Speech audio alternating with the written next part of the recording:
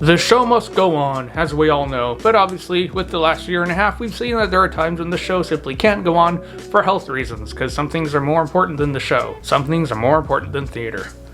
Tough pills to swallow. So I just did some research and I thought I'd make a fun video, since I haven't uploaded in a little while, going over the history of Broadway shutdowns. So I'm going to be going into those right now, but real quick, click a like for me and click subscribe if you enjoy these theater related videos. I'm still working on my setup, by the way, so I don't know if I like being this close to the camera. We'll see. But with that said, one of the first major reasons that Broadway shows would close down is because of strikes, because of labor disputes. Now luckily this hasn't happened very much, but that said, the AEA, the Actors Equity Association, which is the union that the actors and other branches of theater are a part of, after 6 years of the AEA existing since 1913, the union wasn't getting a lot of their demands, so in 1919 they had their first ever strike. Broadway shows went dark for a good month. They did parades and marches, and the protest even expanded into other cities like Boston and Chicago. And after the month, they ended up coming back and they got almost all of their demands. It was an extremely successful strike, and Broadway was back and everybody was happy.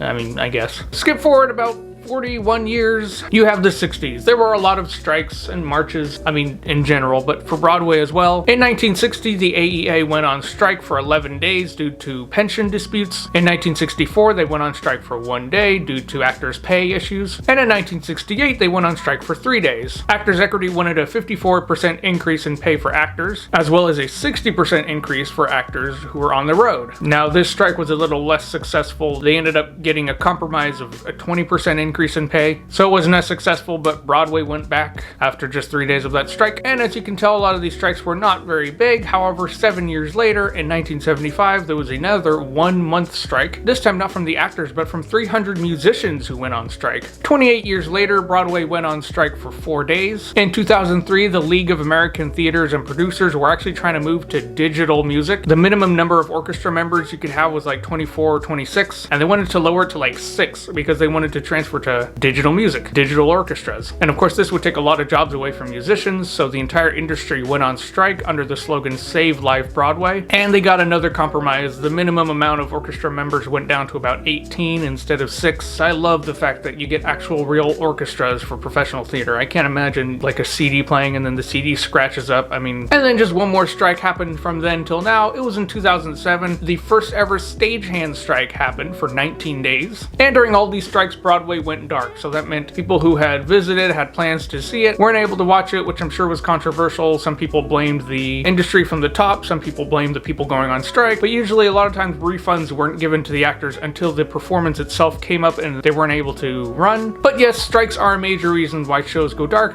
But now let's get into national weather and health emergencies that caused Broadway to go on strike. It is frustrating that I can't use my hands. I like to communicate with my hands. Tell you what, you're gonna get a trial. For the second half of this video, I'm gonna do it this way, and you tell me in the comments which one's better. Just say first half, second half. So you let me know. That's it. Let's go on to these other reasons why Broadway had to go dark. Now, World War II, this is on the list, although they didn't technically have to go dark and shut down, but they had dim outs and blackouts in 1942 because the US Army was trying to test if New York City could go dark, literally go dark, in the case of an air raid, and businesses could be subject to fines or even arrests if they didn't comply with the order. Now, moving to a serious note, a third reason why Broadway had to go dark was because of 9/11. I was actually surprised that Broadway was only shut down for 2 days after 9/11. 9/11 and 9/12. They were shut down, all shows, and then on Thursday, a few shows were able to open, but a lot of them couldn't because there was a lot of immediate financial loss from 9/11, from businesses getting destroyed from the towers collapsing. But Mayor of the time, Rudy Giuliani, wanted Broadway to reopen as soon as possible as a symbol of strength and a beacon of hope. So the city actually spent $2.5 million of Broadway tickets for people to get back into the seats. Another major disaster that led to Broadway going dark was Hurricane Sandy. They closed for 3 days due to the hurricane that really devastated the city. This was mainly due to transportation being a huge issue, being shut down, things like the subways, which of course in New York, that's the way you get around, is through public transportation. And then finally, another weather disaster that led to a shutdown was January 23rd, 2016, a massive snowstorm. Here's a picture of how thick the snow was, dummy thick snow. And they were shut down for just 1 day. And another instance where Broadway had to be shut down for 1 day, not due to weather, but due to a power outage,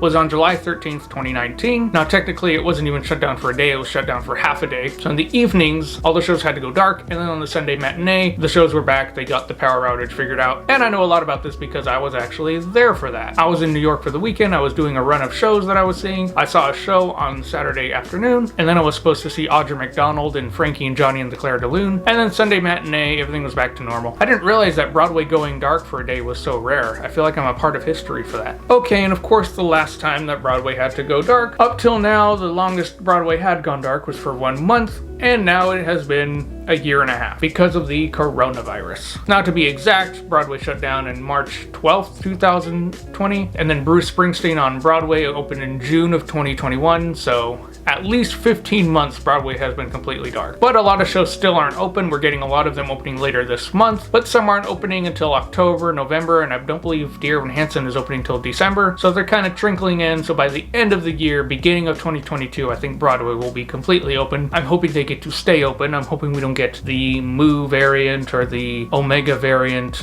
or the Virgin variant. Get it? Delta, Virgin.